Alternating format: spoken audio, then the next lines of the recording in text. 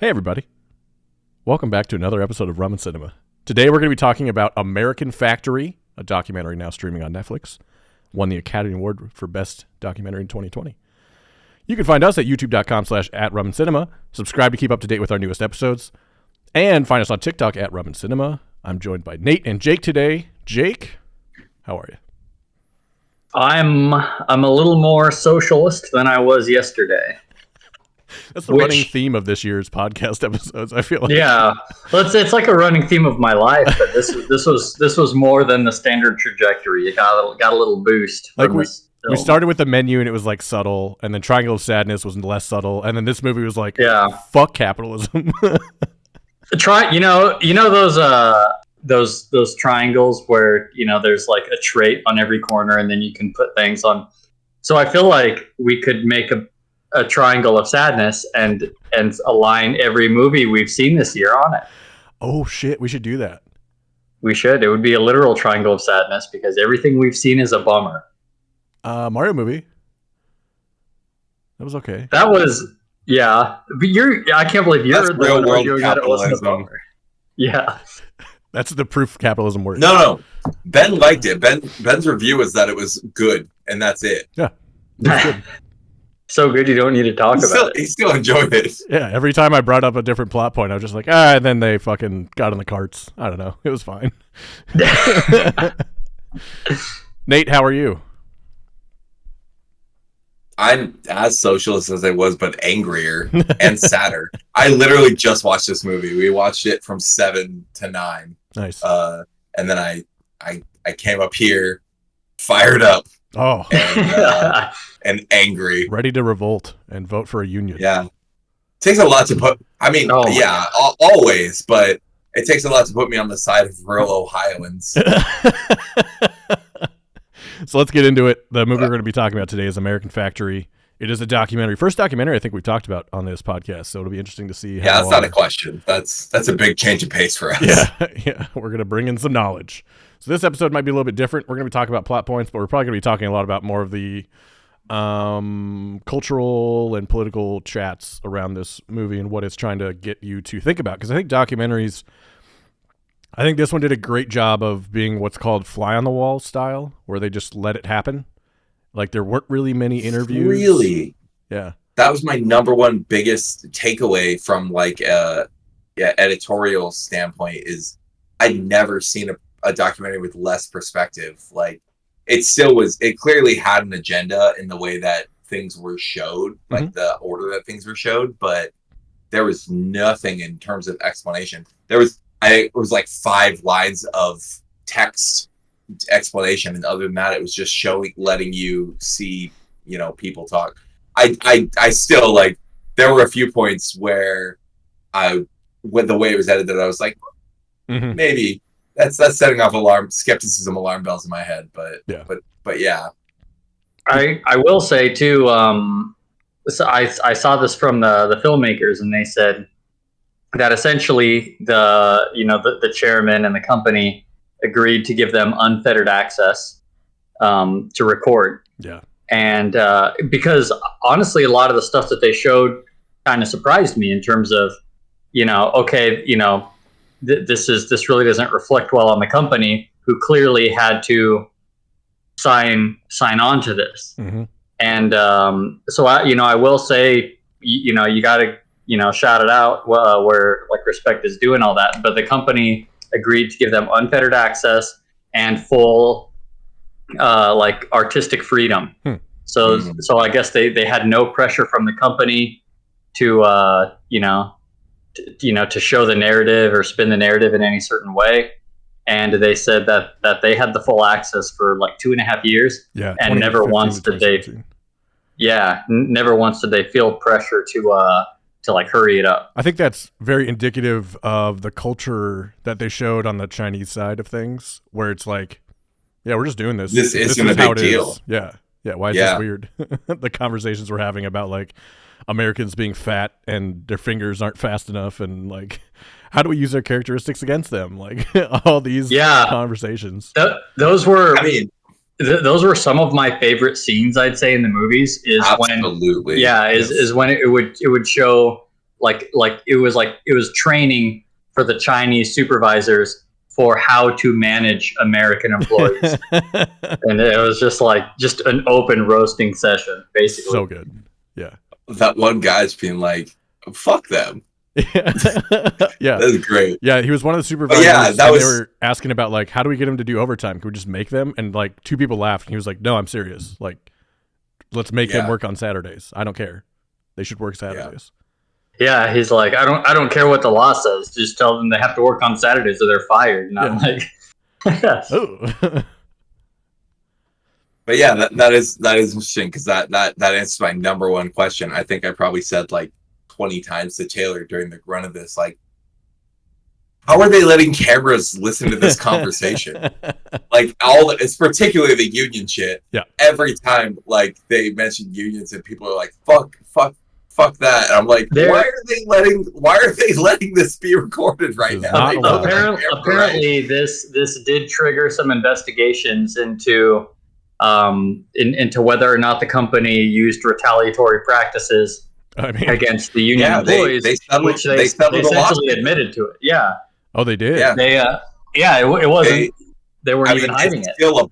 It's still a bummer. I mean, yeah, like this documentary is all the evidence you need. Yeah. They settled with 3 employees for $150,000, which is like a drop in the bucket. It's frankly disappointing.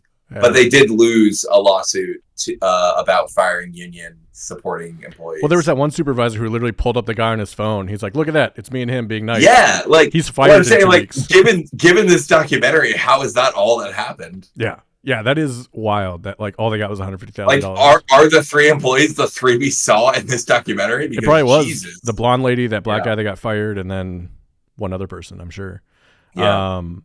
Yeah, so the way this starts off, we're in Dayton, Ohio. Outside of Dayton, Ohio, it turns out it's like Moraine, some other small town near Dayton, Ohio, but they call it Dayton the whole time.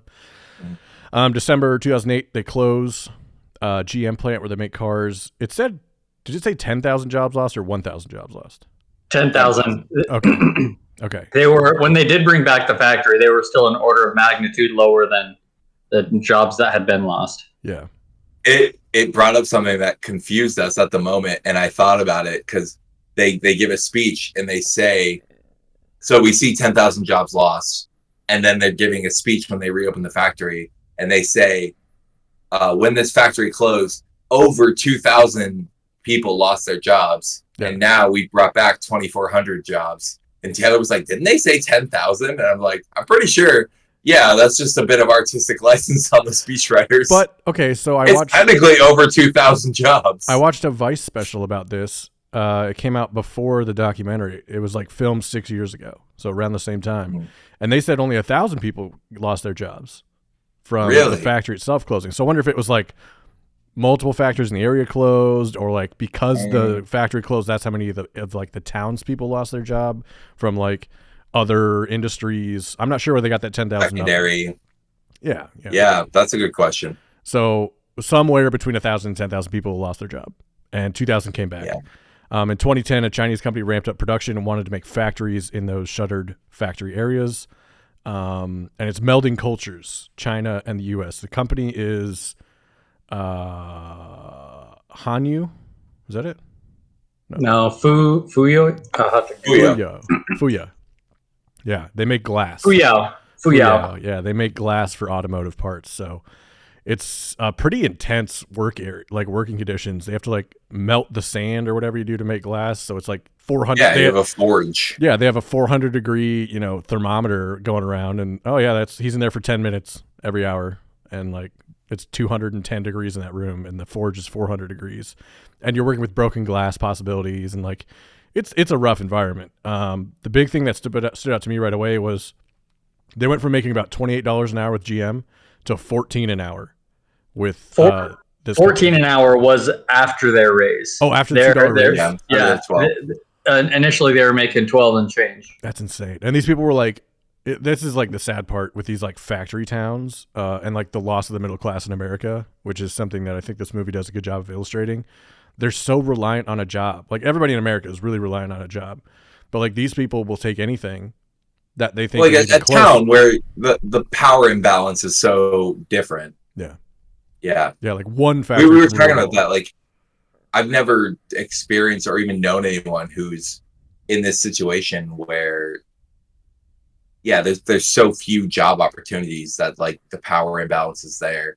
And I mean, the whole conflict of this documentary is like the union, obviously. Mm-hmm.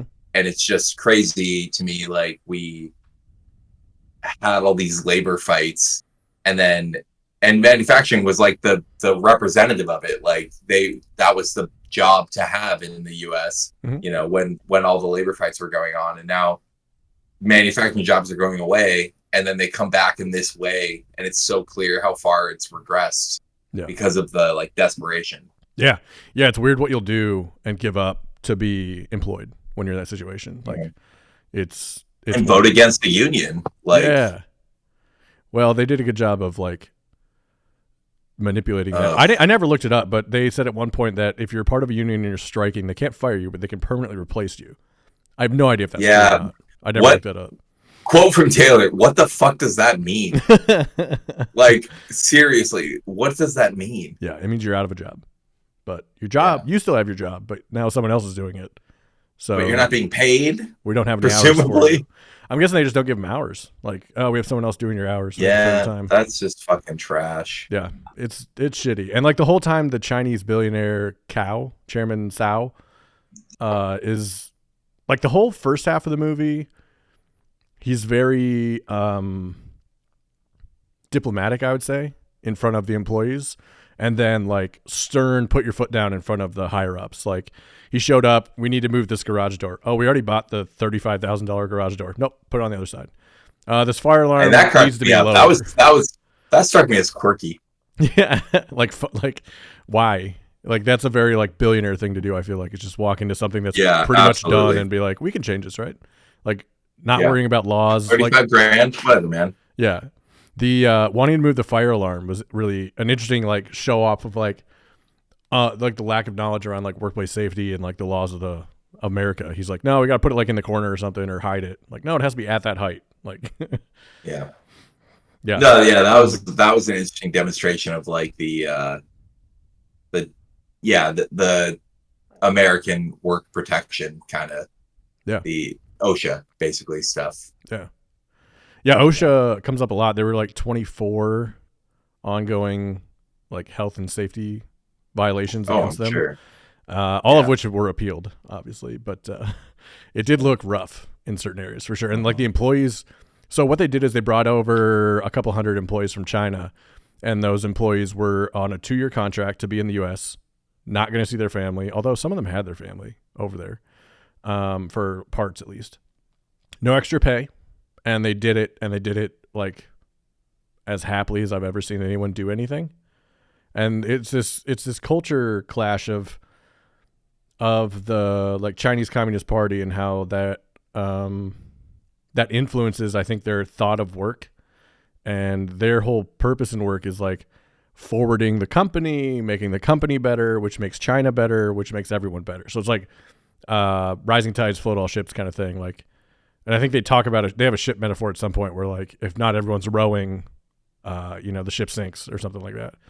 So they're very much all for one and one for all. Whereas American workers from this showing is like, I need to think about myself here. Like like the Chinese workers were working 12-hour shifts.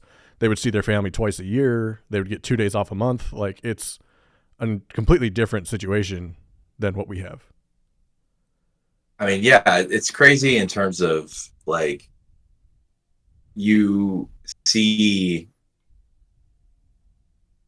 like, when you first go over to China, like in the documentary, we see they bring a group of workers over to view. Just embarrassing for the American side. A Jaws T-shirt appears at like a round table of people in suits. Oh, losing our minds at that scene.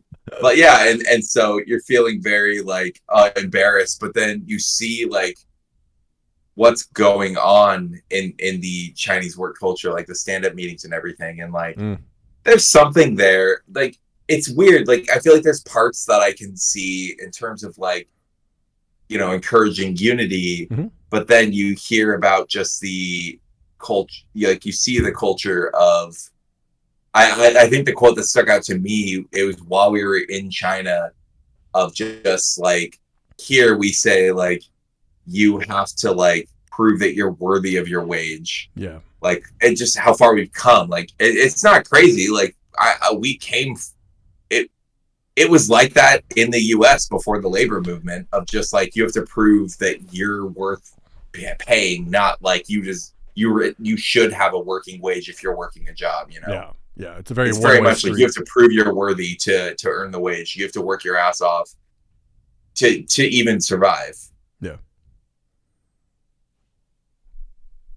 And and even then it's not really a living wage.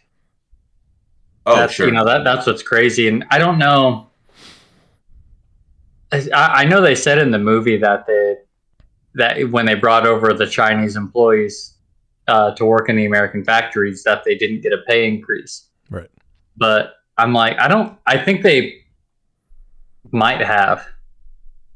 How so? Just in terms of like, they have to pay them some kind of U.S. minimum wage. Yeah. Because when they were interviewing, they're all supervisors. Maybe they brought over like the top paid people, Yeah, people that are already above that line. That's true too. And actually that's kind of one thing that I noticed in this documentary, just about how they operated the factory, which it talks a lot about the culture clash.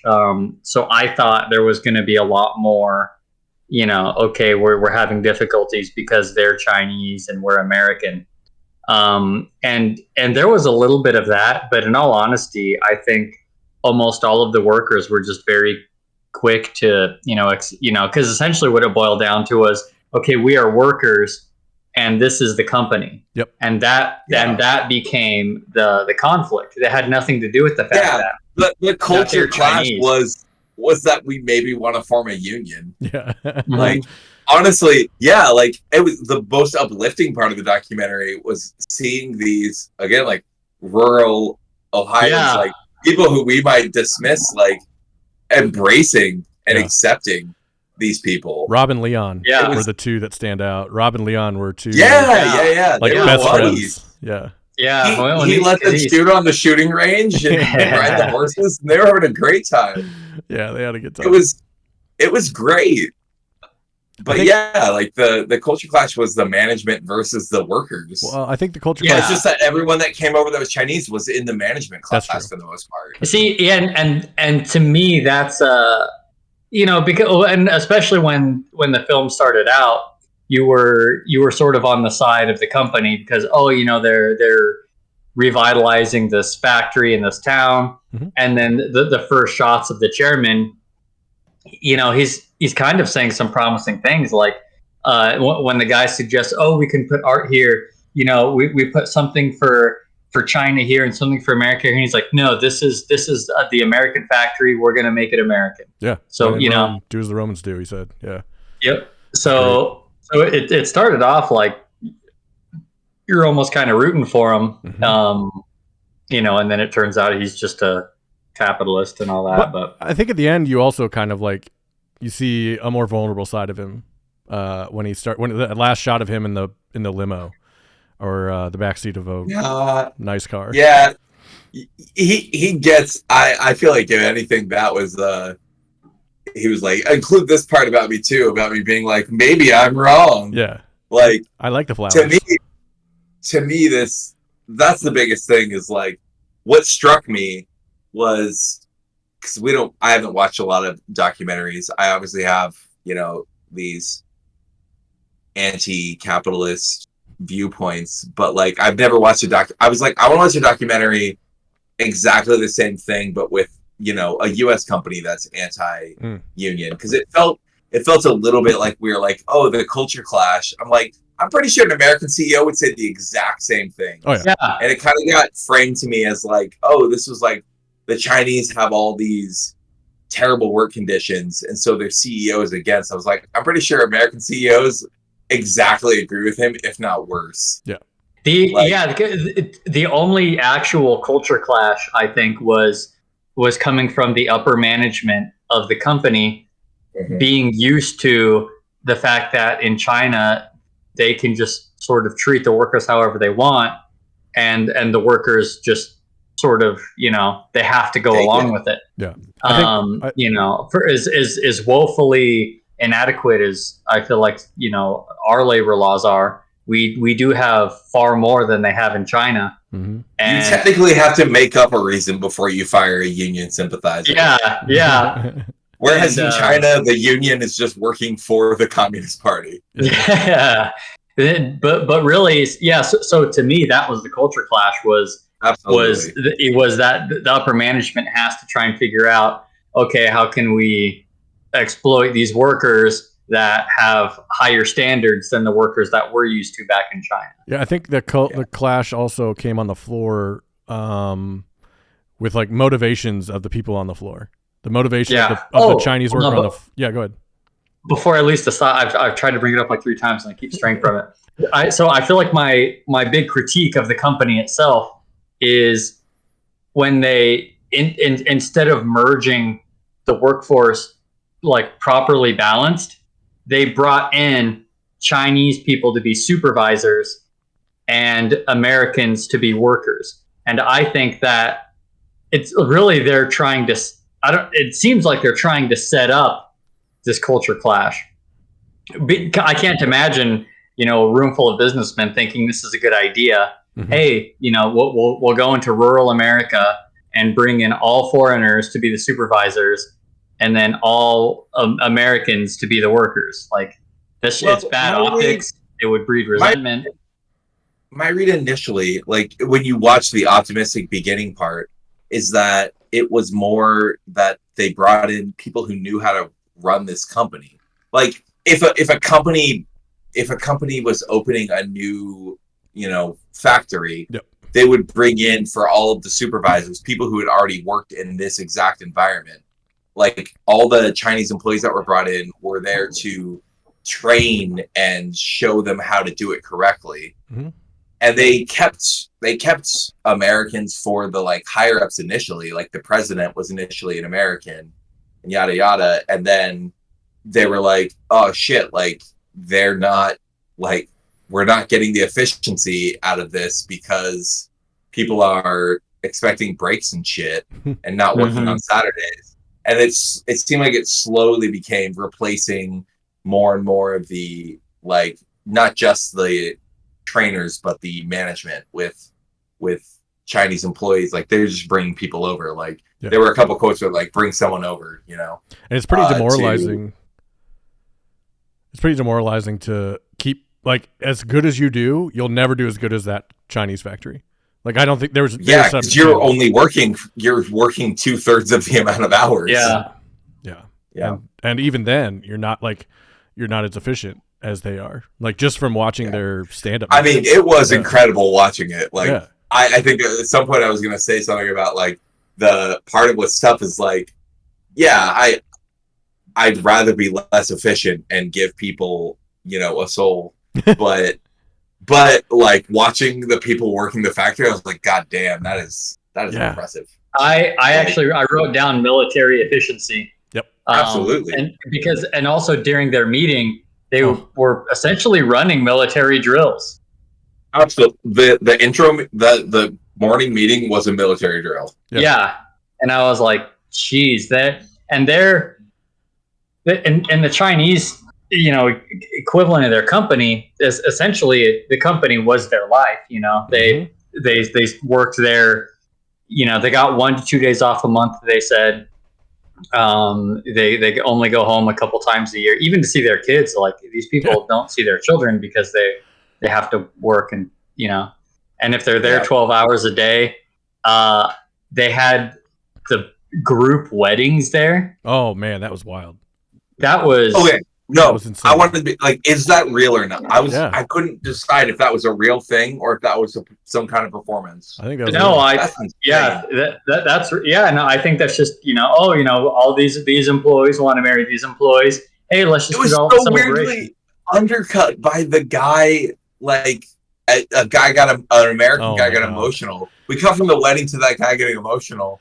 And I was like, I can't tell if this is real or not. He bought so hard into that communist propaganda, dude. Every song they did was like, China's great, this company's awesome. It shows you how you can get overwhelmed by being surrounded by this, though. Yeah.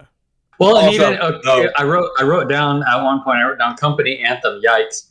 Because they were singing a song, and I realized, oh my god, this is literally like a theme song written about the company, and it's just pure, unadulterated, spoon-fed propaganda. Yeah, it's bizarre to listen to. It's like saying the Pledge of Allegiance in grade school, but they're doing it every day as adults about their company. Yeah. About their company. That's is spooky. Well, okay.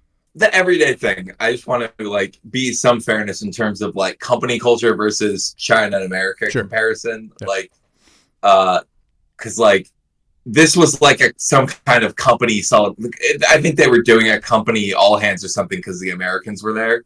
Like American companies also do weird drink the Kool-Aid company bullshit. Yeah. Like, it's just not quite as organized or well-funded as that. I think... Like, I had to pause because Taylor was like, what the fuck is this? And I was like, this is only, like, half as weird as, like, my company, All Hands, where people are doing songs and sketches. Like, it's just company weirdness. Like, company Kool-Aid bullshit. I think that happens everywhere. In America, like, companies say that we're family, and that's kind of like a red flag to most people, or should be. Whereas, like, we're more skeptical. Yeah, whereas like in China, they literally are like they consider themselves all family. Like we're all from China, we're all from Chinese mothers. That's what the chairman says. Like all the Chinese workers as he's talking to them. Yeah, like, we're all one China. The language is more explicit. It's more implied here because people will scoff at it, you know. But like the company Kool-Aid bullshit is still there. Yeah.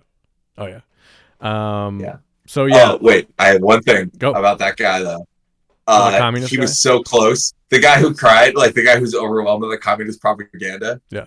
He then says, like, "Oh, I wish I had the quote. I wish I'd have written it down, but it was so close to a haiku."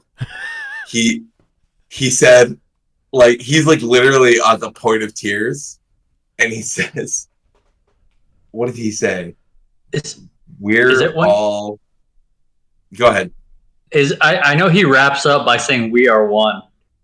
Yeah, he says like, "We are one planet, yes, one world, sometimes divided." Yeah, and then he finished. He was so close. I was like, literally, as I was hearing it, I was like, he's accidentally haikuing. That's how powerful the propaganda was. He was like one syllable off for the last stanza, but I was like, that's what it does to you to watch this. I do think that there were some like actually funny moments like that one, and the one that me and Jake talked about in text today.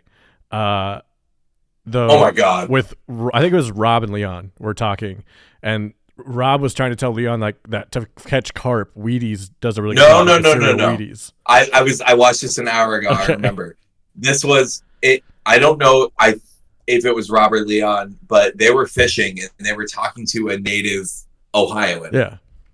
And he was giving them advice on fishing. Yeah, how to catch carp. And he said, how to catch carp. Wheaties cereal does a really good job. And the Chinese guy's like, Wheaties? And the American guy's like, yeah, you've never heard of Wheaties? And the guy goes, yeah. And the Chinese guy goes, Weedes. And then the American guy goes, no, Weetes. Yeah. So then I wanted to make the game this week, spell Wheaties. But then Jake immediately texted the group today. Question 1. Spell Wheaties, and I had to look it up. Not gonna lie. So part of me wants to say, spell it. Okay, maybe he was trying to phonetically spell it. Sure. For this guy. Sure. That sentence doesn't make sense. Nope. I'm with you, but I get it. No, like, and Weedes is funny in its own way. But like totally excusable. This guy doesn't speak English. I mean, he speaks English, but like it's very excusable. Yeah. I don't know how to spell in Chinese. But then the guy immediately goes, "No, Weetes." Wheaties. You're the one pitching Wheaties, man. Yeah, brother. He's not gonna be able to find them. Just tell him Orange Box. He'll figure it out. He's either gonna get Captain Crunch or that. He's fine. Oh my god, he doesn't need the help. They walked away with some fat ass fish. Yeah, it's true. They caught some fish. They're like, we know how to fish. Oh my god! No, don't go in the water. No, that's how I fish. Just grab them.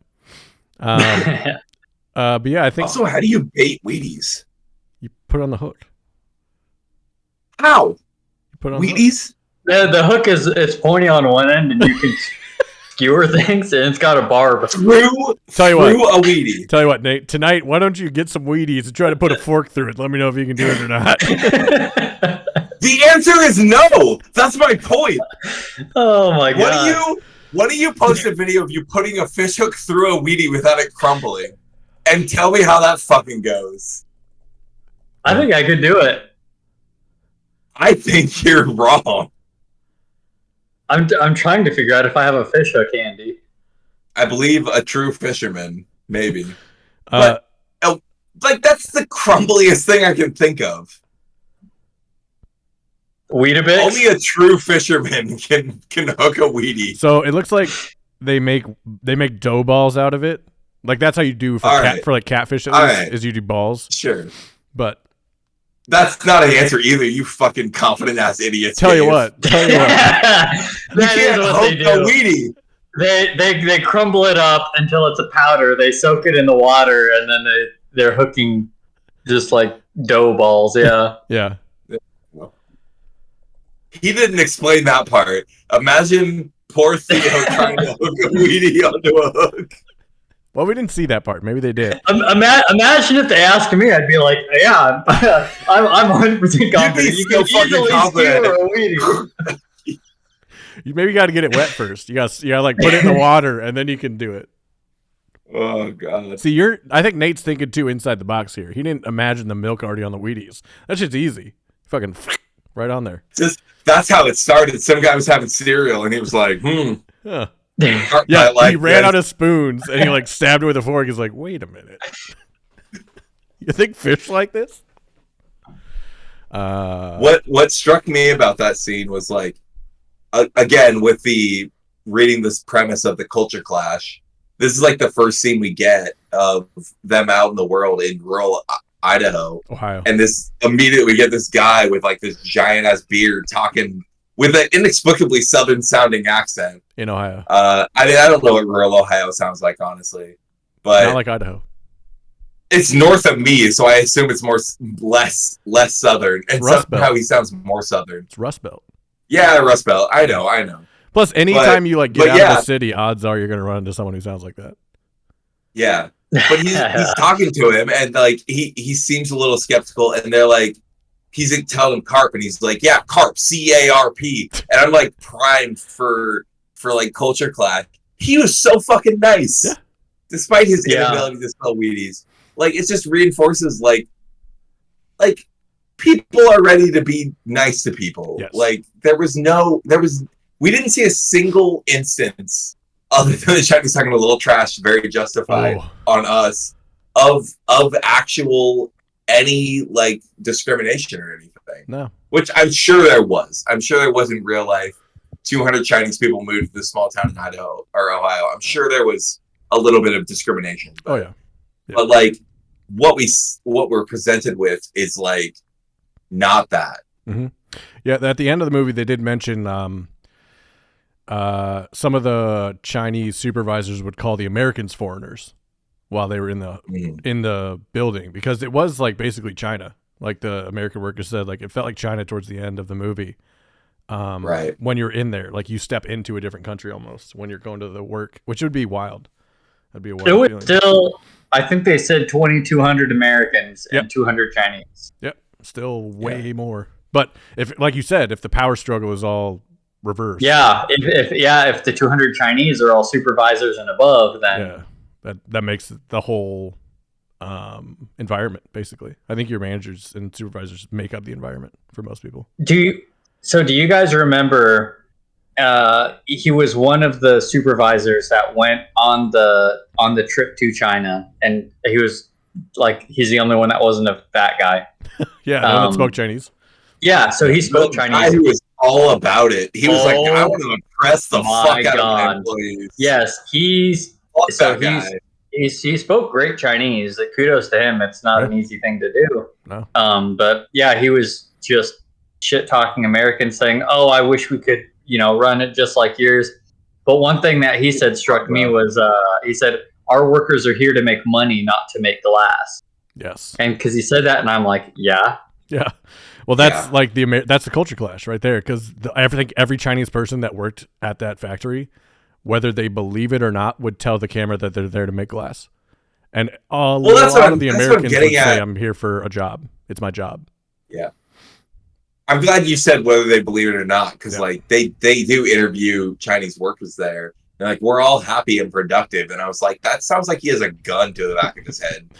Yeah. Like, well, because maybe it was brutal to watch. Yeah. Well, and that's because so the documentary airs in America. If they show an interview with an employee saying like, I'm here to, this is a job, and honestly, it's not going great, they can't fire him for that. Yep. But guess what? In China, no question, they can fire him. Yep. He gets disappeared. And you're never going to get a job that good again, is the other thing. Like, you're going to be tiered out. Yeah. It's crazy.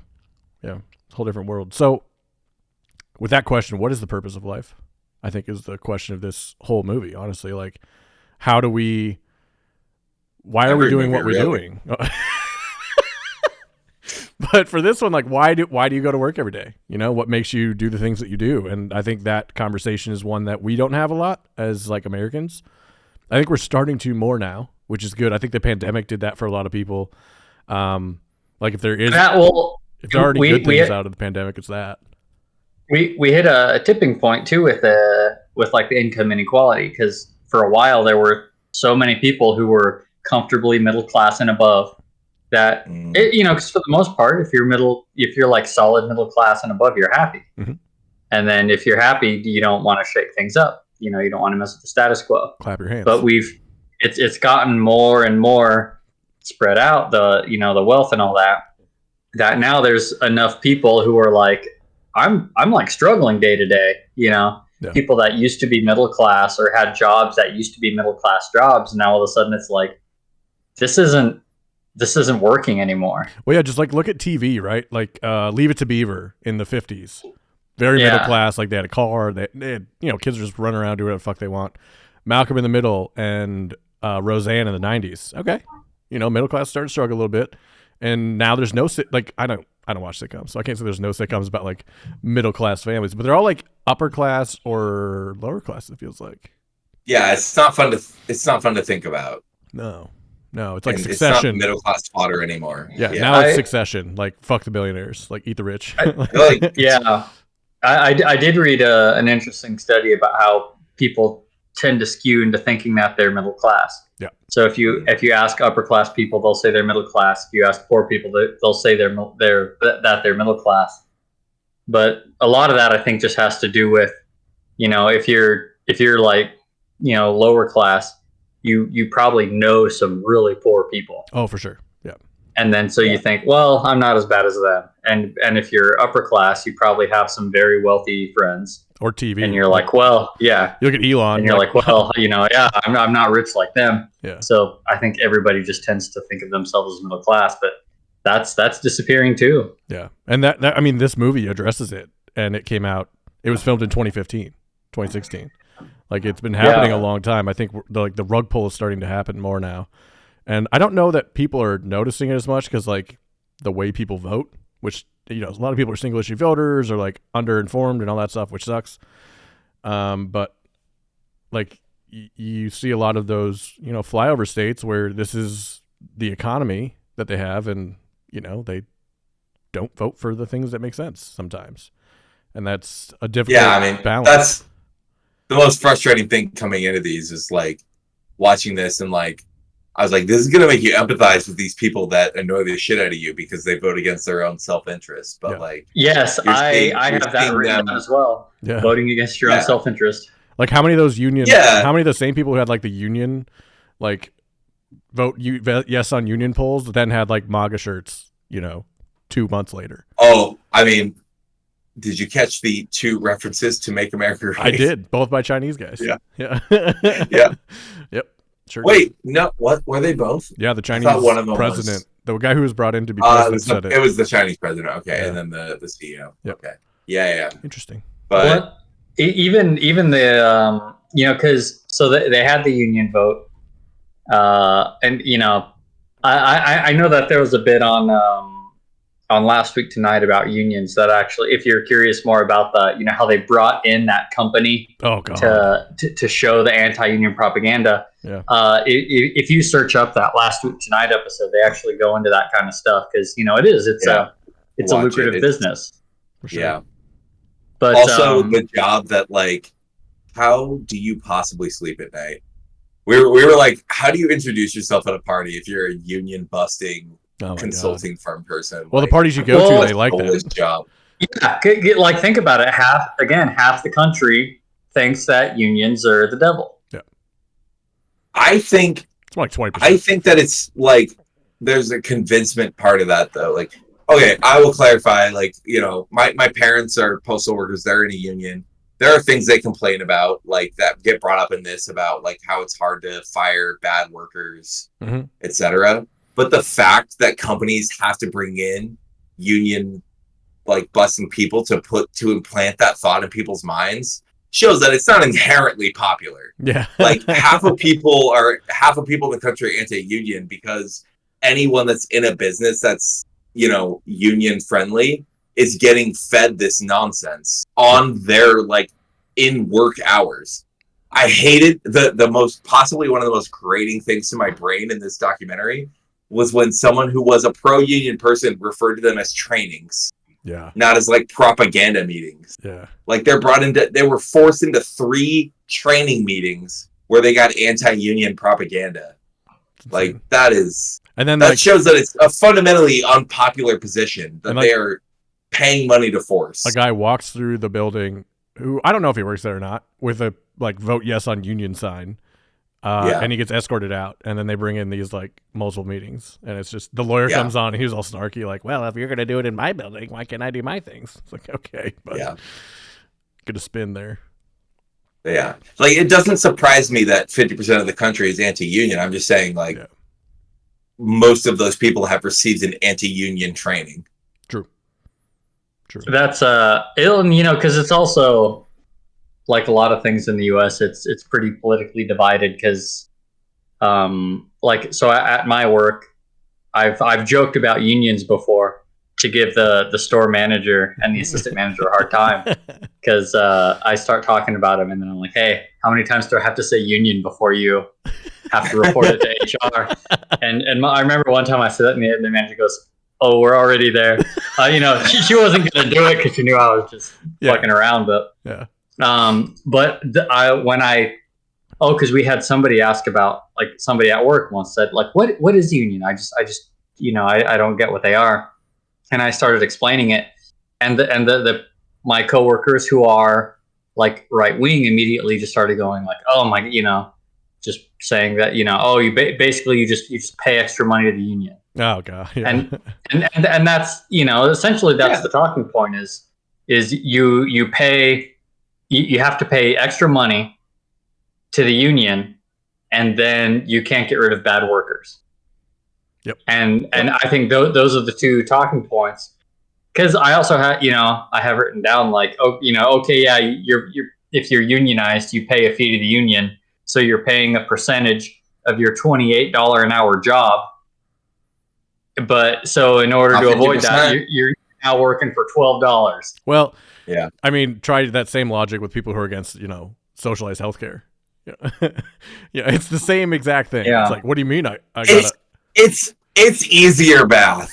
Like, I think they should be able to get it. Socialized healthcare is harder to figure out the economic benefit. That's true.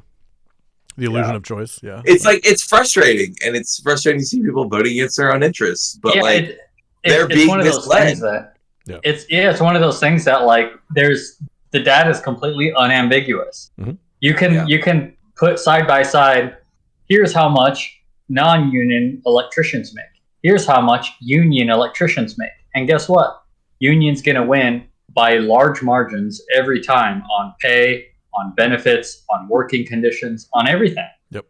I think a lot of and yet somehow they convince people that unions are bad. It's the meritocracy. It's just wild to me. This idea of a meritocracy where like you can pull yourself up by your bootstraps, and if you work hard enough, good things will happen. Like it's that carrot that can never be caught, that is dangled by someone who isn't you, and you have no control over. Like that's the whole consulting company. Yeah, they were so inherently skeptical too. Yep.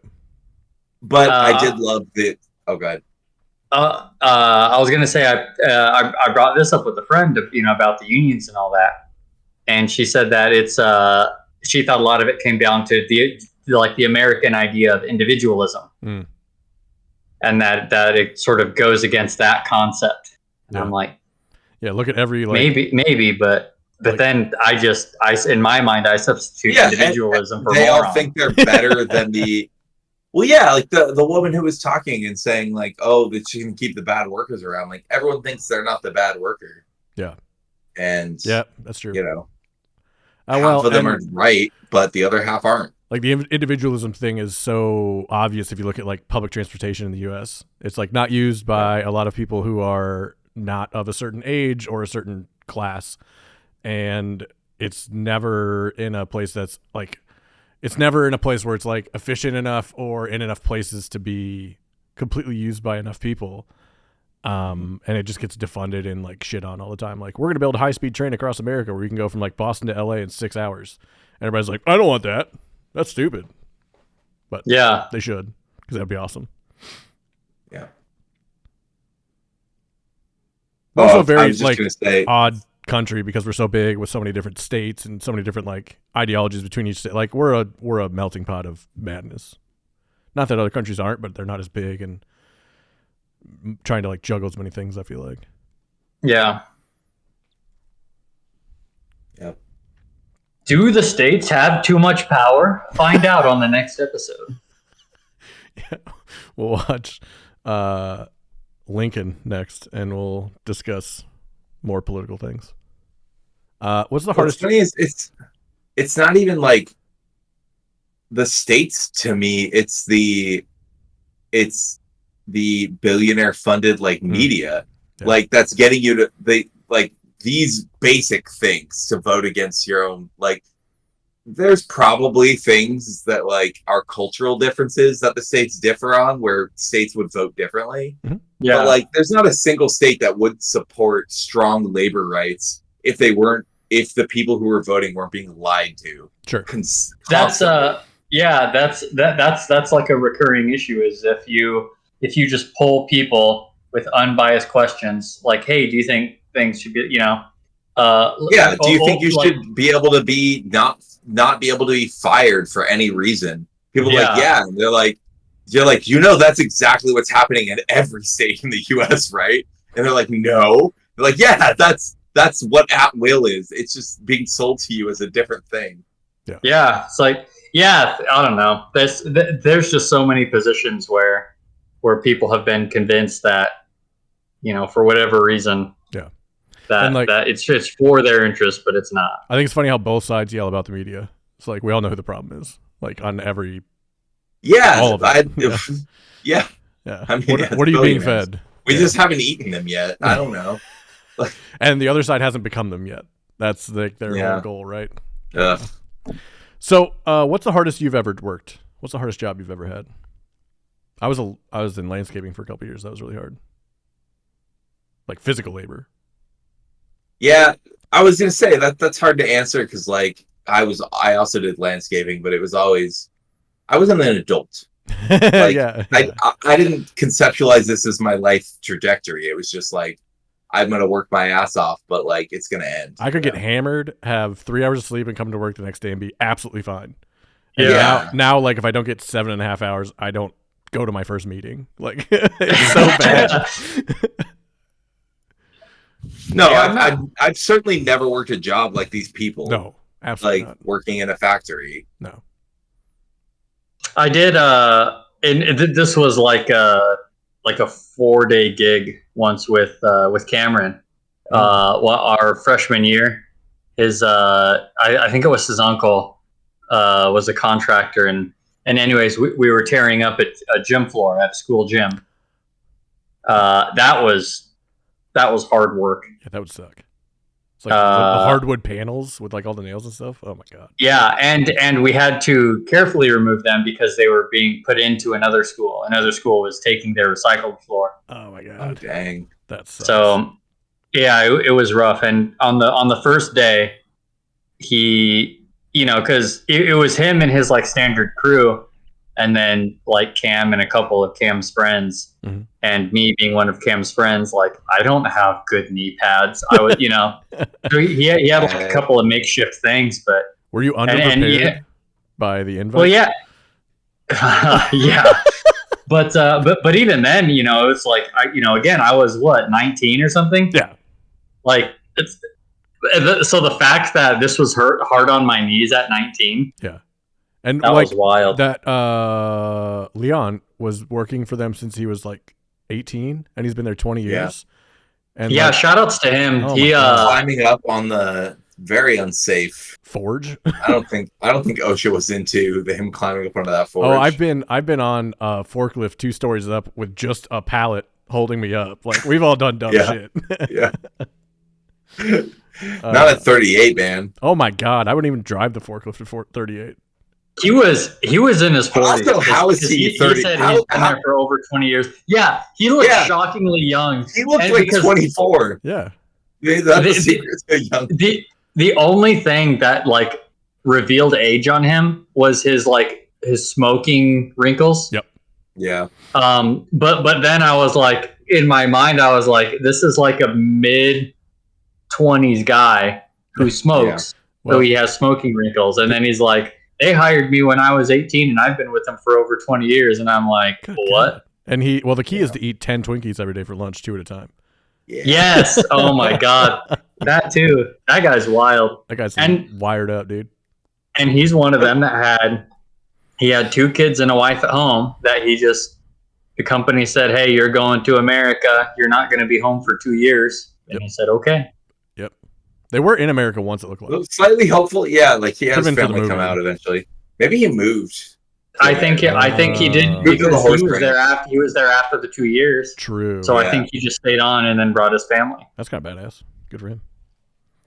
The other thing that occurs to me though about like the labor they can learn to shoot.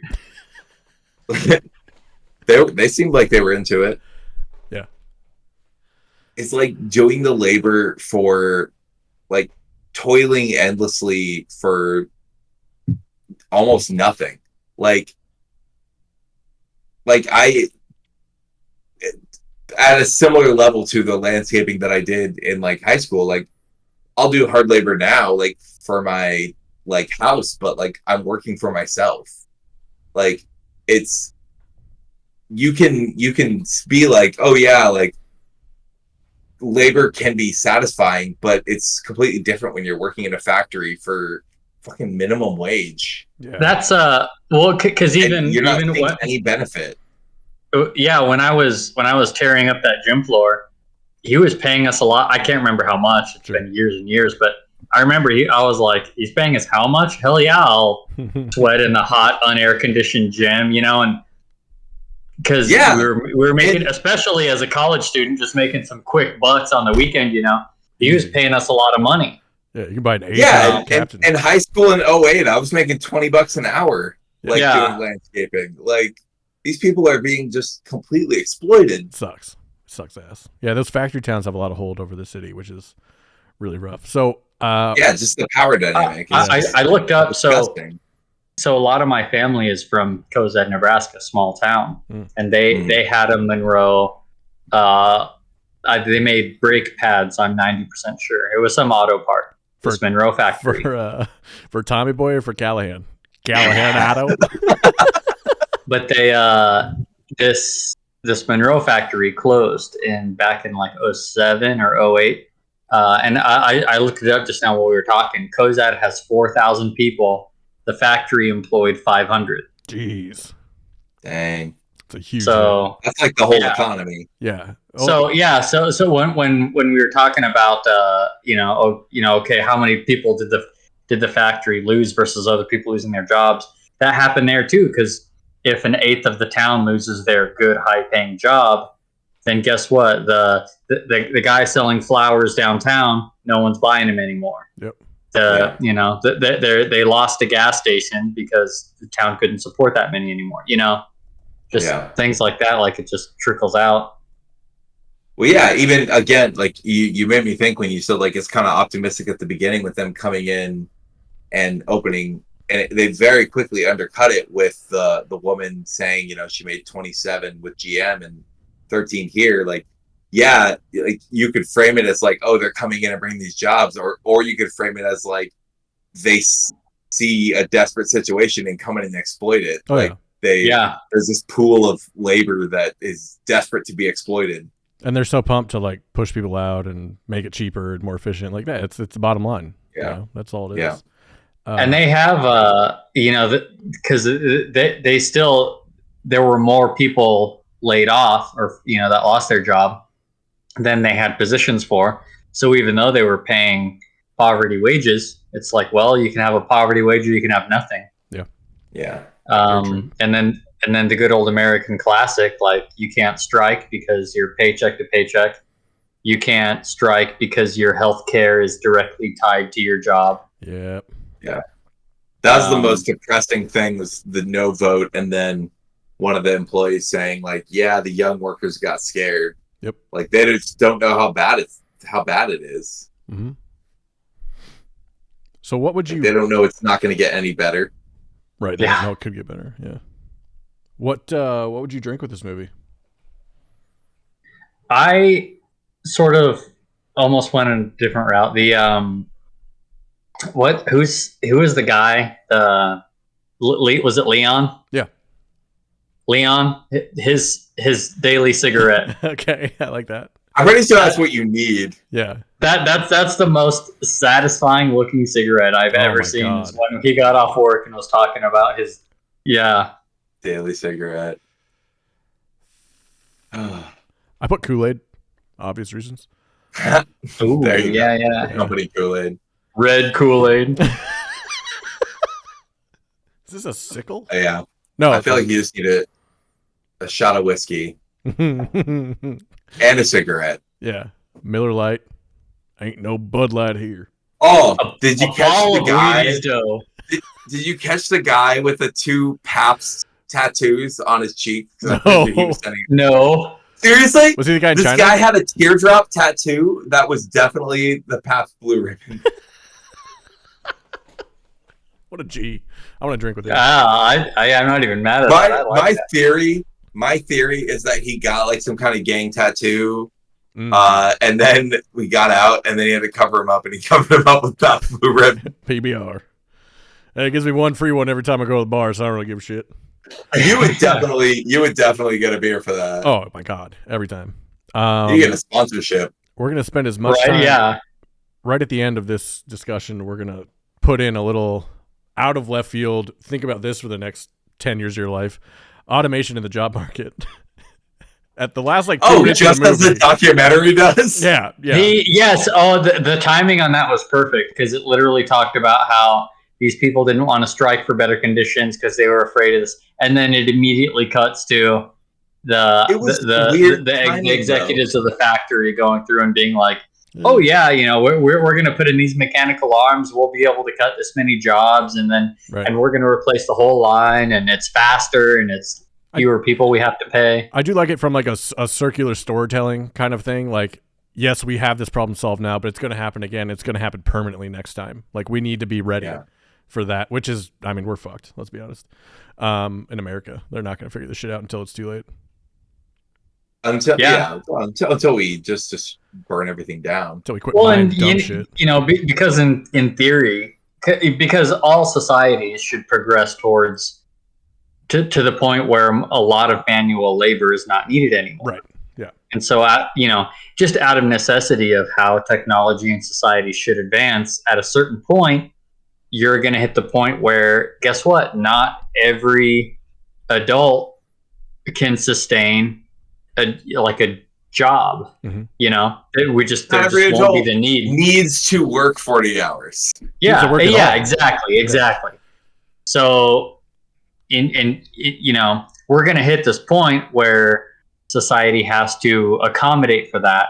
And America is not going to be on the forefront of that. Nope. America is not going to be in the big group of that. Nope. America is going to be one of the ones lagging behind. And it'll, I don't know, there's going to be some sort of, I don't want to say uprising or anything too dramatic, but things are going to get real bad before that problem gets fixed in America. Yeah, I agree. Any last thoughts on this movie before we move on to our fun game? Yep. Love that. Let's go to our game. Thanks for our conversation. If you want to watch that movie, it's on Netflix right now. American Factory, best documentary of 2020 Academy Awards. Would you recommend it? I would say like even if you heard all of this, you know what's gonna happen. Like, it's interesting to see the perspective. Like, yes. The biggest thing I didn't know about the union struggle, so that was interesting. But I was like, this documentary is going to make me a like bleeding heart radical liberal who also gets really frustrated with these flyover states, the way they vote. It's going to make you empathize with these people. Yeah. And it's good to get an injection of that. Mm-hmm. Like, and see that like it's not them that's the problem. Yeah. It's the forces that are working there. And for anyone, so it's worth watching, even though you know it's going to happen. For anyone, I knew it was going to happen before I watched this. Yeah, but yeah. For anyone listening in a flyover state, we used to live in one or do currently, so we can say that we're of the flyover state people. I've learned in my life that Midwest is very like, so if you're in the Midwest, you can freely roast other Midwest states. But you get real mad when the South or when the coast starts roasting the Midwest. Mm-hmm. So it's just something funny that I've noticed in my life. Like, oh, for sure. You have to be one of us in order to make fun of someone. Yeah, is like, someone from Nebraska will shit on Iowa all day long. Easy. But if someone from Florida says anything about Iowa, it's like, fuck what? You. You're Florida. The volleyball league I just joined. There's one person that's a transplant from Iowa who just moved here like 3 weeks ago, and they were talking about trying to get around, and I was just like, someone asked her like what she thought, and she was like, it's better than Iowa, and I was like, I'm from Nebraska and shit a moment, and I was like, oh yeah, I'm with you. Yeah, our state's fuck that shit. Yeah, honestly, it's a lot of cows. So let's move on to the game. We're gonna play I'd give 0 stars if I could. It's another one of our favorites. I give you 1-star reviews of famous movies, and you tell me what movie it is. Hell yeah, bro. Nice. Here's the way it works. You can guess at any time, but if you guess, you are out until I'm done reading the rest of the review, and the other person has tried to guess. If you both get it wrong, I'll give you a hint, and same thing, you can interrupt me, and then blah blah blah. Okay. What? No. That's his bust for the first one. You gotta guess. And if never mind. I was gonna do a YouTube extra where we're filming this later than we usually do, so I didn't. Where we did tier list of best trilogies. Lord of the Rings. And Lord of the Rings would be one, Hobbit would be one. Each Star Wars trilogy would have its own spot, like a bracket, and just fuck with you guys to make you have to pick them over each other. Like one whole side is Star Wars, the other whole side is like Indiana Jones and all that kind of shit. The other whole side is like, yeah, I think that'd be fun. I can't think of a trilogy that would beat Lord of the Rings, and it's not even close. Yeah, I'm pretty sure the Dark Knight one. No, probably not. No. I know you want to say, yeah. oh, you're right, that one's close, but it's still no, I know, because Dark Knight Rises close. I'd say Dark Knight has a good argument for second. Yeah, on its own, just it's Dark hard Knight, the movie. there are movies that are I like better than the Lord of the Rings, but I'm trying to think of a trilogy. Right, where 2 out of 3 are better than the movies in the Lord of the Rings. Yeah. because the Lord of the Rings has no weak spots. Yeah. There's someone saying The Godfather, but fuck you, we haven't seen it. So like Godfather 3. I started it. I could not finish it. Yeah, it's fucking boring. God, God. Get a flip phone, you Zoomers. Jesus. Yeah, I bet The Godfather was really cool back when movies were bad. and there weren't very many of them. I bet it was really cool back then. Well, you're going to love these reviews. I tell you what, because we do a couple like that. But look forward to that in a future video. We'll do a bracket fight of trilogies just to see if Jake will. Oh, the other one we're going to do is a bracket fight of our favorite movies, but we can't vote on them.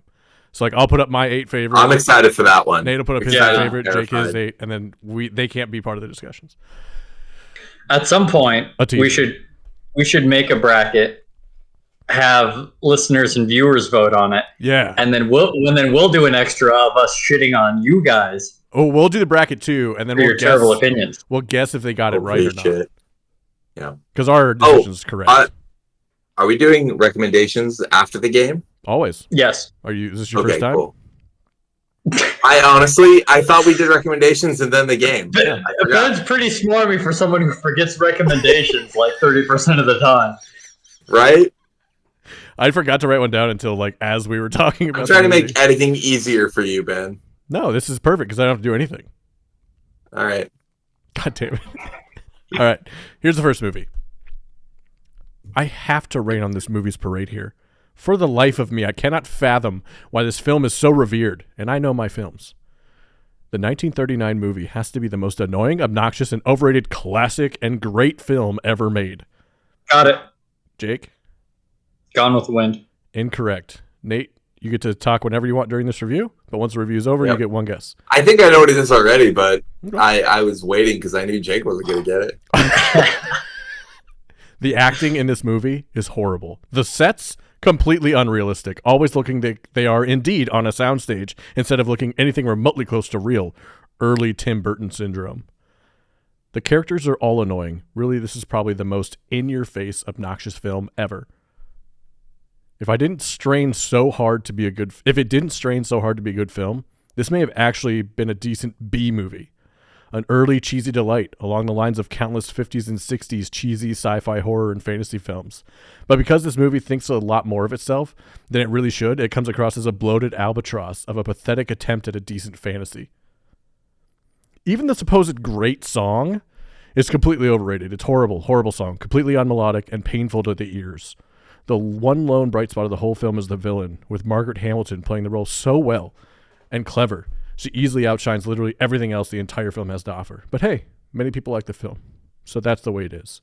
But speaking of this film, in the same manner of real films like Gone with the Wind, Casablanca, and so many others, is a complete joke. It's The Wizard of Oz, right? Yeah. Yeah. Just making sure. They ended with who? This is the worst supposed great film of all time. Yeah, they said the Rainbow Song sucks. That Rainbow Song is awesome. Yeah, I didn't want to do it before a 100% giveaway, but yeah. All right, Nate is up 1-0. Classic. Number 2. It is a classic. Well, I finally saw this movie. Hadn't after all this time, but I've heard so much to do over it, so I rented it. Ugh.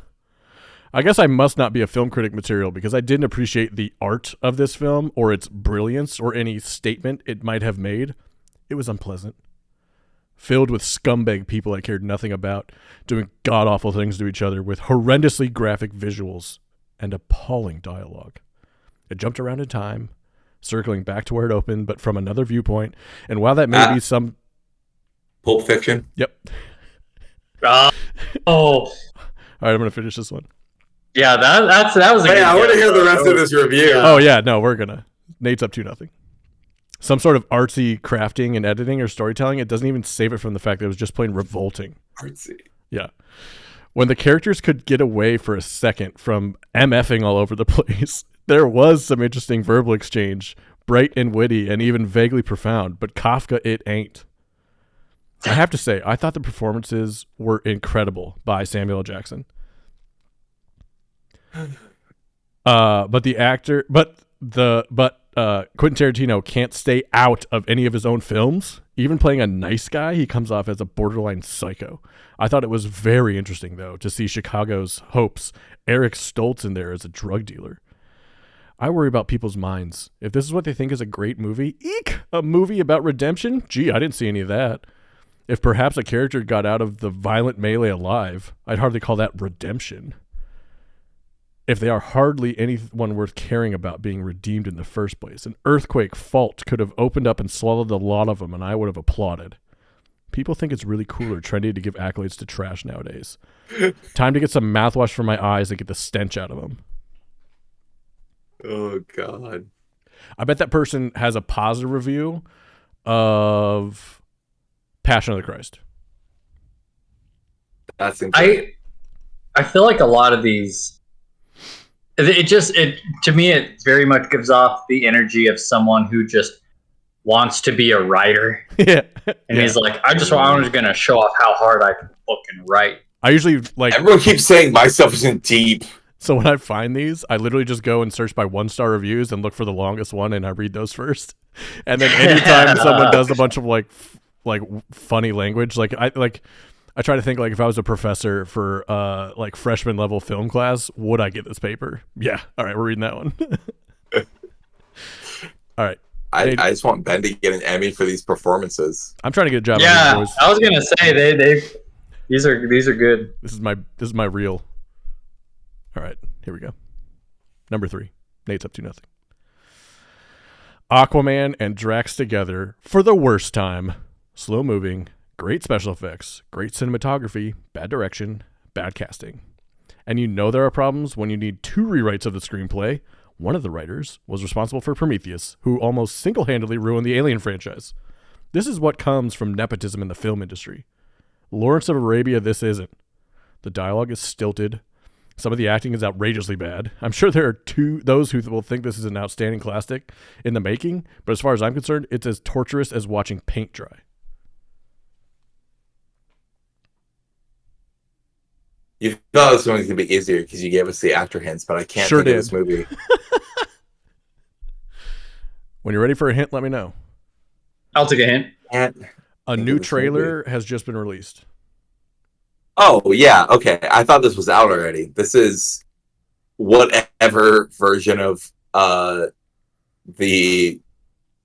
Fast and the Furious that we're on. Incorrect. Ah. Jake, do you want another hint, or do you want to get... Oh, you have to guess first, but then we'll go another hint. It's not out yet? It is out. It's been out. They just released... He said a new trailer was just released. Yep. I don't know. Just give me the hint. We'll open it up again. Okay. Austin Butler is in the second one of these movies coming out. Who is Austin Butler? Okay. He played Elvis. Okay. In the Elvis movie. He's in the trailer that I saw for the one that's not out yet. But this is the one that was out. Oh, Dune. Yeah, Dune Part 1. 2. Dune All Part 1 is this one. Yeah. Dune Part 1. Aquaman and Oh Drax. my god. Yep. I swear. I forgot about Jason Momoa in this. Uh-huh. Yeah, that's what reminded me. That's what reminded me is it just clicked all of a sudden. Yeah, the trailer for Part 2 released yesterday. It's pretty good. It's good. First one I did. I just saw the Fast and the Furious, the newest Fast and the Furious. Jason Momoa is the villain. Yeah. And I was like, I don't think that Batista's in that, but like, what else could it be? He's a better actor than that. Yeah. I completely forgot that Jason Momoa was in that. Yeah. You know, I've never seen. He's not going to be in the second one, is he? Yeah. Right. No, he is. He's in the trailer. It might be a flashback. I don't know. Anywho. Yeah, it's sci-fi. There's a lot of weird shit going on. I have not read the Dune books. I tried. You have to try again because you were boring as fuck. We reviewed this. Oh my god, boring get over as it. shit. Did we review this? You know how much I enjoyed listening to you after I saw the Dune movie. listening to you talk about the book. I'd only read one half of the first book, and it was so fucking boring. Yeah, that's the movie and you're we saw. gonna at least read up through the second movie. No, that's the last one. This is the last Dune movie? Yeah. And then they're doing a TV show, I think. Yeah. The director, this is like the movie he's going to do his entire life. I'm fully about big budget fantasy TV shows. Mm-hmm. I think that's the way forward. It's too hard to fit an immersive world into a movie. That's fair. It's better for us, but I don't see how it's better for the production companies, honestly. I don't think. It's definitely not better for that's why they're all failing. Make it a movie. Yeah. All right, Ben. All right, Nate's up 3-0, but as we know, the rules change. So this one, if Jake gets it right, he ties. Nice. I have not read any of the books. Be that as it may, when the glowing reviews started to come in for this film, I decided to take a look at it. I cannot comment on the translation from book to film or the quality of the author's books, but the film of the very first novel is quite horrible. I tried to like it, but I found it excruciating to watch.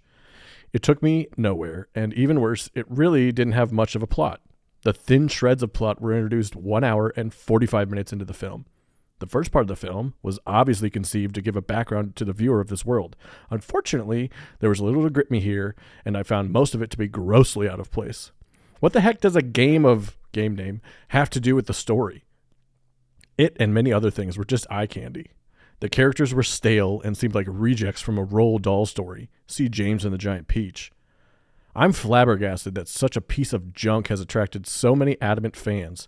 No wonder kids don't know how to read or write very well anymore. No wonder Britney Spears and NSYNC are so possible. This piece of trash that the main character explains it all. The current generation will cling to anything as long as they don't have to think for themselves. 'Tis a pity. Is it actually TIS? Yep. With an apostrophe. That's delightful. Wait, what is it? 'Tis a pity. That was the last. Tis a pity. Yeah. Tis a pity. Oh. That was the last line. I thought that was your guess. No. That was the last line of the review. I was like, I've never heard of that at all. And Nate immediately comes up with it. There were so many references to things in that I'm like, my mind is spinning. Good, because the next one's super easy. I'm stuck on the game. Uh-huh. Yeah, same. I thought about leaving it in, but and they say something about books too. Yep. I have not read any of the books. The games. Yeah, it was a book. It's highly lauded. I'm trying to think of, and it's long too. Mm-hmm. They said the first hour and 45 minutes. And presumably not English based.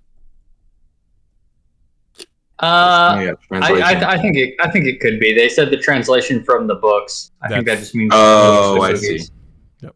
All right. Books and video games movie.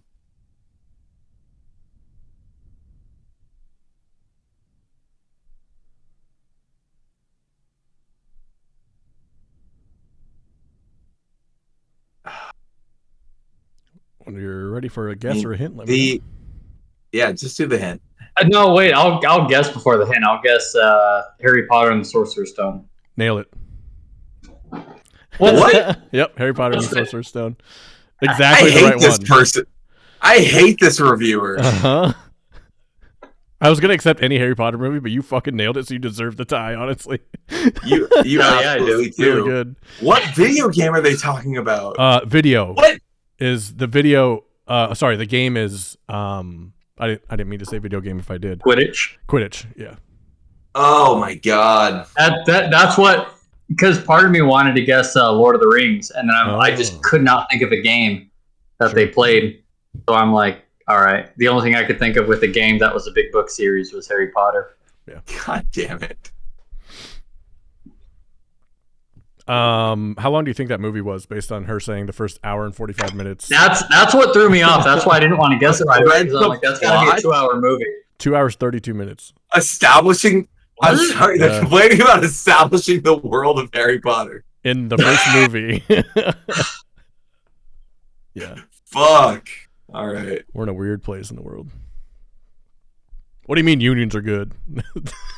Well, and also, I don't know, every time I need more perspective on the world. I always remember people we know and are friends with were not allowed to read Harry Potter when it was coming out because it was anti-Christian. True. Remember that? Yeah, and now it's like super pro-Christian panic. because they hate all types of not. Their themselves. interests have aligned. Yeah. Oh yeah. Because J.K. Rowling's a bigot.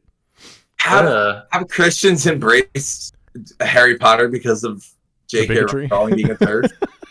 I don't know. Have they? Yeah. I just kind of assumed they were like uneasy allies at best. It's like a Venn diagram. Like they're a little bit.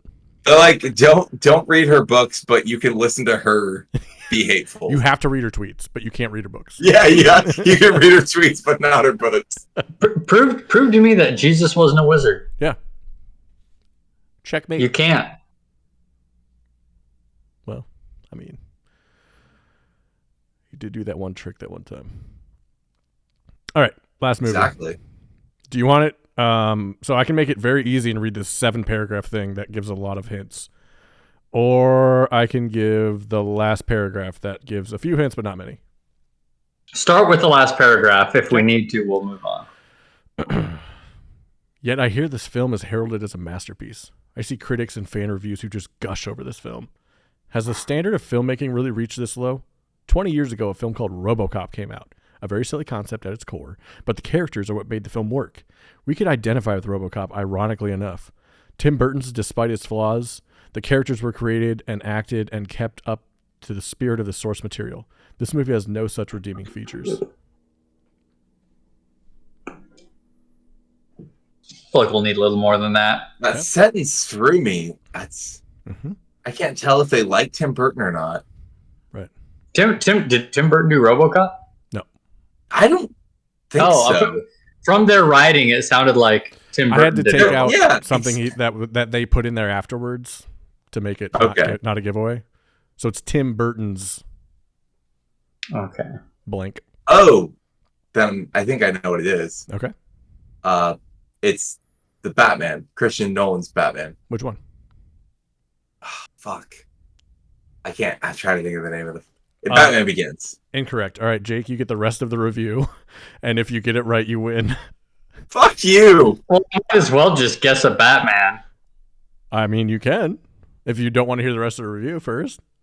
I'll tell you, it won't help me. Okay. Because you could tell me who the villain was, and that won't help me. I've never seen. I've seen The Dark. The last sentence of the third paragraph would give it away.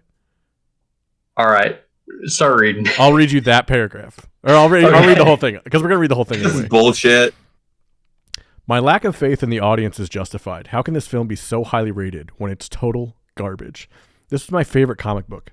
The dark, tortured hero really appealed to me, but this film really is a mess. Where do I begin? Probably the biggest problem of any bad movie, the characters. And then he goes into list these characters, okay? The main character. The one we're supposed to identify with and feel his plight is so wooden in this film that I could mistake him for a tree. The actor's portrayal seems devoid of any emotion or any internal plight. Plus, in a film that is supposed to be about him, he seems relegated to a supporting role. Is this movie? He's merely a goon with a bad case of laryngitis. I know he's supposed to disguise his voice, but it's not. But it's so over the top, it's laughable. This is where previous iterations got it right. He seldom talks. When he does, the voice change is subtle, not sounding like a goon on a sugar high. The main villain. The actor's performance is good and what he's given, but the writing for him is all wrong. The villain in this film is actually a very generic psychopath. If it wasn't for the makeup, I wouldn't have guessed who it was supposed to be. He isn't supposed to be a nihilist. Everything to him is a big joke. Even murder is supposed to be funny to him. He's lacking virtually any sense of humor. He's more akin to Jack the Ripper, who seems to have an obsession with knives and scars. Also, what put me off is how he always looks physically ill, constantly hunched over, waddling about, constantly licking and smacking his lips like his saliva is on overdrive. This simply doesn't work for a clownish criminal amusing himself. With the exception of the two old men, the actors in the film just seemed rather lazy, like they wanted the film to end as quickly as possible and collect their paycheck. Why in a film where characters are supposed to be the central focus be so wooden and one-dimensional with them? The film flops completely on its characters, and directing was equally sloppy. A lot of pointless noise and generic action scenes that seem to be put in as filler in order to extend the film to the 150-minute mark. Excessive cuts that make the action difficult to follow. I think Jake and often doesn't in poor deserve light. for not having guessed yet. He wanted to hear the whole review. We're gonna say it anyway. I told you could. I haven't seen the Batman movies. Explaining more about it won't let me know which one it is. Where we can't see anything. Equally pointless was the plot. In fact, it's more of a collection of subplots. None of them any closure or resolution to them. With the sloppy cuts, it also leaves enough plot holes to sink this film into an abhorrent mess. That's the end. All right, Jake. It's a Tim Burton Batman movie with the Joker. Okay. Only one of those.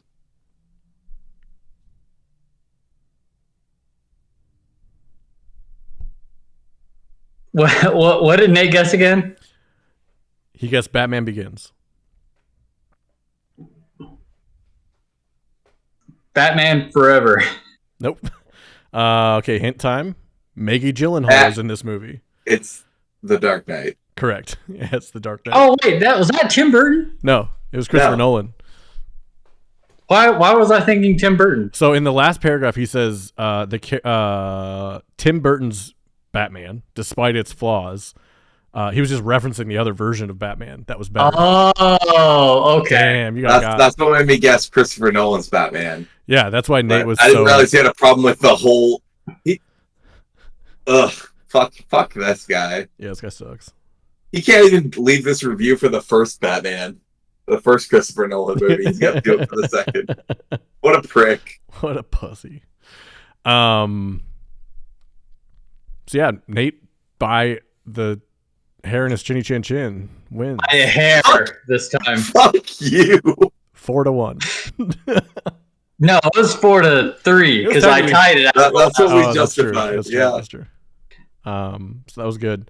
Thanks again for joining. How mad I was listening to the last game in our point structure. Hey, people loved it. We're I bringing it watched it on YouTube and I got mad.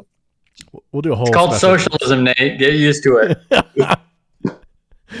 Thanks for listening to our episode today. Each according to his need. I'd like to thank my guests for joining us, Nate and Jake. If you're new here, you can follow us on Spotify, Apple Podcasts, or wherever you get your podcasts. If you get them at Apple, please leave us a review. If you're watching us, be sure to subscribe to our YouTube channel and give us a like. If you're not watching, why aren't you? YouTube.com/@RumandCinema or TikTok @RumandCinema. We're going to leave you like we always do with some recommendations after the game, after the movie review, after the intro, but after the outro also. Literally the last thing we do. Yeah, but before the I know you didn't. You know what? I know you didn't write that. It was hilarious. Fair. I know you were just talking. Yeah. Not bad. Not Nate, bad. what's your recommendation for this week? We watched Tuesday. This is not important to the story. Ooh, yes, Polite Tuesday. Society. I like that. Tuesday. Polite More of a Society. No Thursday guy. What is it called? It's in theaters right now. It's called Polite Society. Oh, that was It's great. It is great. It's how to describe this movie. It's not Bollywood, but it's an Indian cast doing a movie. I don't want to spoil anything. Okay. To me, it's like Scott Pilgrim meets. It's like really heightened kung fu, but just comedy, heartfelt comedy. This recommendation is not going well. That's my looks review amazing. of my recommendation. No, I'll tell you What? this honestly. If you tell me that it's hard to describe the movie without spoiling it, to me that's a big selling point. Yep. Yeah, it's the plot is not like crazy complex. It's kind of like a straightforward. You're gonna know what's happening once the plot starts, like how it's gonna go. Mm-hmm. But it's still lovely. It's the heightened part is really great because like it's just telling a story, but with it's kind of heightened like RRR in terms of like the story is just like heightened shit just happens in the midst of a very real story. Like This is like a story about a family and like family relationships that just occasionally breaks into insane like kung fu fights. It's great. Go see it. Every single actor in it is amazing. The relationships are beautiful, especially like the three main girls. It's really good. Yeah, it was funny you said it's like Scott Pilgrim, because I think it was on the trailer. I read a review or started reading a review, and they said it's Scott Pilgrim meets Jane Austen. And I was like, oh, okay. Yeah, that's a good description, honestly. Yeah. Yeah.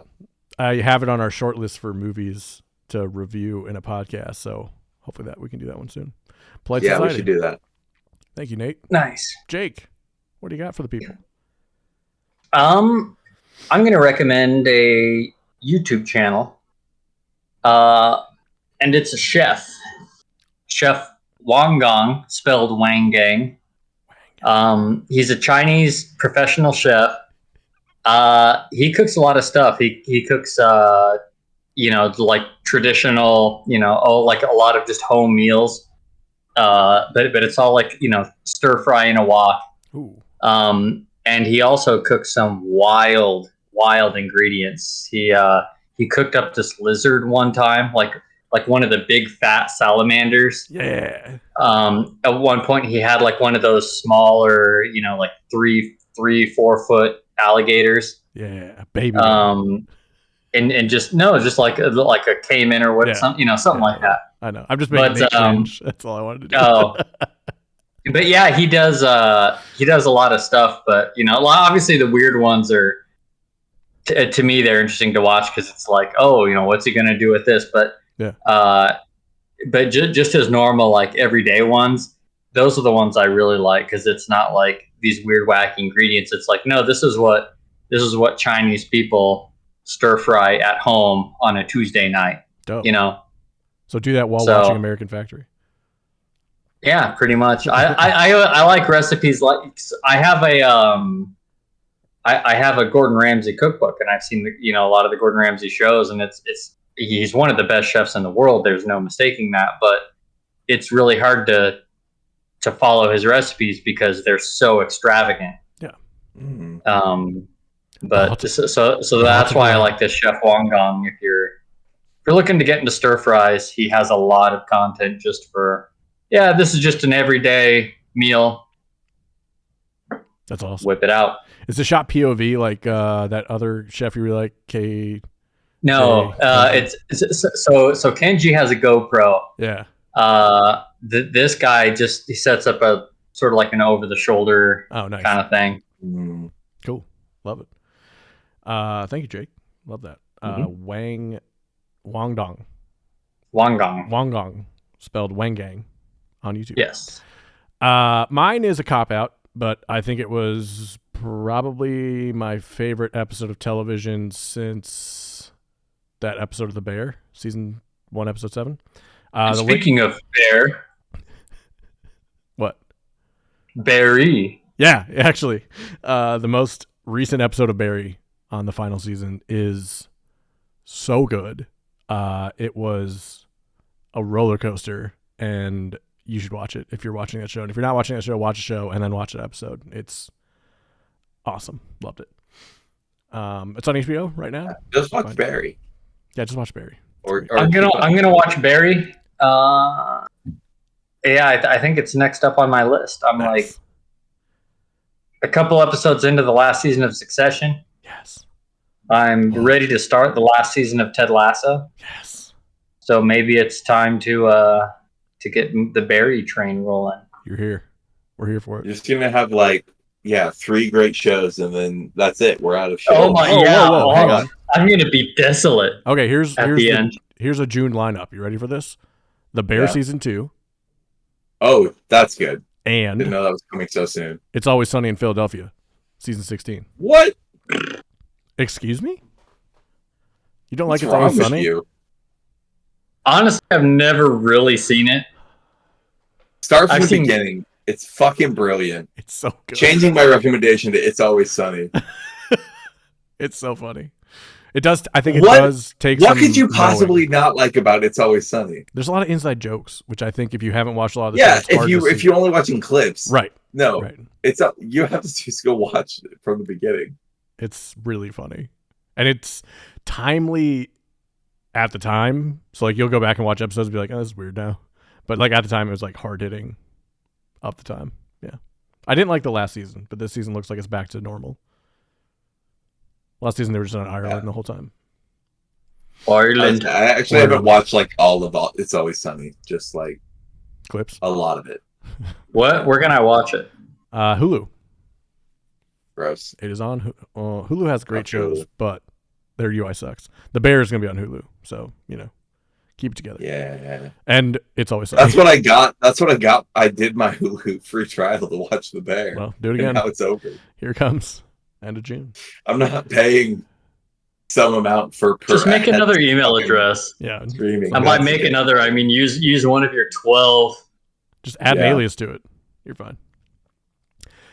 All right, everybody. Thanks for joining us on this episode. As always, we appreciate it. Enjoy your rum. Enjoy your cinema. We'll see you next time.